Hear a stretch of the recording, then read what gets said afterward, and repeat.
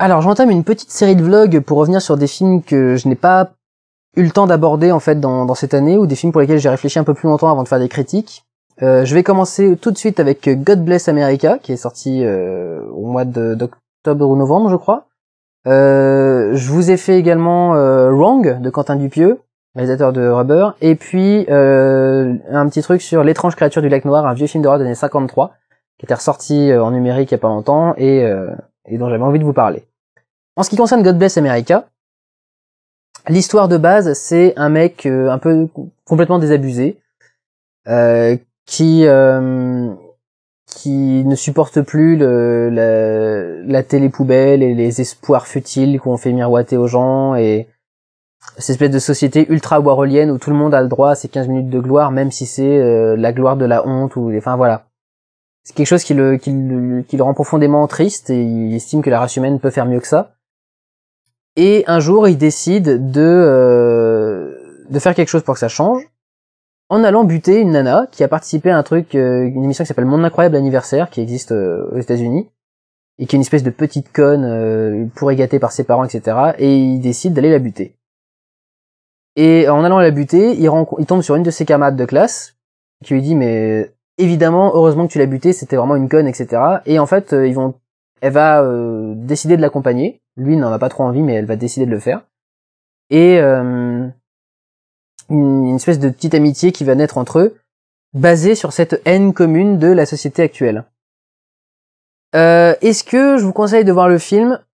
Il y a un côté défouloir qui est assez fun. Moi, j'avais bien aimé. Quand je suis sorti de la salle, j'étais content de l'avoir vu. Il y a beaucoup de gens qui lui reprochent un côté un peu fourre-tout, c'est-à-dire que tout le monde en prend un peu pour sa gueule. Aussi bien la télé-réalité, que les politiques, que les médias d'information. J'ai envie de dire oui, effectivement, tout le monde en prend pour sa gueule, en même temps, tout le monde mérite d'en prendre pour sa gueule, parce que le problème actuel ne vient pas que de la télé-réalité, ne vient pas que des médias d'information, ne vient pas que de machin. C'est un film qui dénonce des problèmes généraux qui sont profondément installés partout. C'est-à-dire le culte de l'information inutile et médiocre. Je veux dire, au moment où j'enregistre ce vlog, on est tous en train de prier le ciel parce que Depardieu est parti en Belgique. On s'en fout. Ça va pas changer notre vie de tous les jours que Depardieu soit parti en Belgique. En revanche, voilà, des projets de loi qui sont en train d'être votés, des trucs dans le genre, et dont on ne parle absolument pas. Voilà, c'est des trucs plus importants. Le problème, c'est que les médias veulent absolument faire le plus d'audience possible, et le meilleur moyen de faire d'audience, c'est de faire de la télé un peu poubelle, où on parle un peu de n'importe quoi. Je veux dire, quand les journaux sont en boucle sur le fait qu'il fasse froid en hiver, c'est triste, on se dit, il y a quand même rien de mieux à raconter dans ce monde avec plus de 200 pays, dont de nombreux sont en guerre, avec des famines, avec des machins, et on n'a rien de mieux à raconter que le fait qu'il ait neigé en hiver. Merde, quoi. Donc, oui, tout le monde en prend pour son grade dans le film, et en même temps, ça paraît normal, c'est dans le message du film, ça reste cohérent.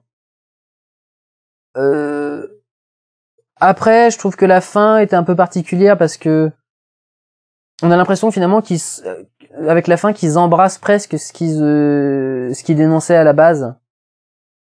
Donc tout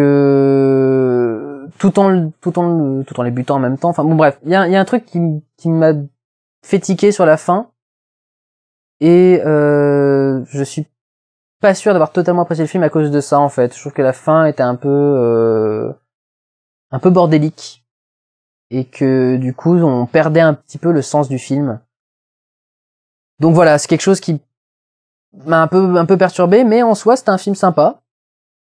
Les acteurs sont assez bons, que ce soit le mec ou la fille. Les dialogues sont assez forts. Il y a tout un dialogue au début du film entre le personnage principal et son collègue de travail.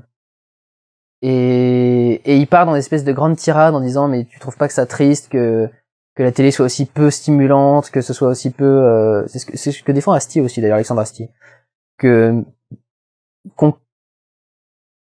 aime à ce point-là des trucs médiocres. Et il a un grand discours très très intéressant, et le mec en face qui lui répond des trucs débiles, la réponse du mec qui réfléchit pas en fait, qui prend ça comme ça vient. Donc voilà, il y a des choses assez cool dans le film, et d'autres qui marchent un peu moins bien. La relation entre lui et la gamine, je sais pas, on sait pas trop si c'est paternaliste ou s'il y a quand même une petite tension sexuelle entre les deux, ou si c'est un espèce de mentor, une relation de mentor à élève. Je comprends pas trop à ce niveau-là. C'est peut-être aussi un des trucs que je reprocherai au film. En dehors de ça, il est fun et assez défoulant, donc si vous avez envie de vous amuser, vous pouvez regarder God Bless America, ce sera assez divertissant. Prenez soin de vous, allez voir des films. Ciao.